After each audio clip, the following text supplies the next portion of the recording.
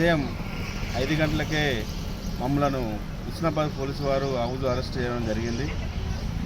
దేనికి అని అంటే మాకు పెండింగ్ బిల్లులు గత 15 అంటే మేము చేసిన 2 సంవత్సరాలు బిలో అయింది. సర్పంచ్ కాలం అయిపోయి 13 నెలలు అవుతుంది. ఇప్పటికి కూడా 13 నెలలు అయినా కానీ వాటి మీద ₹1 కూడా మాకు ఎలాంటిది గవర్నమెంట్ ఇప్పటి వరకు కూడా ఇవ్వలేదు. మమ్మల్ని అనవసరంగా ఇబ్బంది పెట్టుకుంటూ మమ్మలను అరెస్ట్ చేసుకుంటూ కాదు, మా బిల్లులు మాకు ఇస్తే మా జాల మేము ఉంటాం కదా, అది చేయండి. ఫస్ట్ అరెస్ట్ చేసుడు కాదు.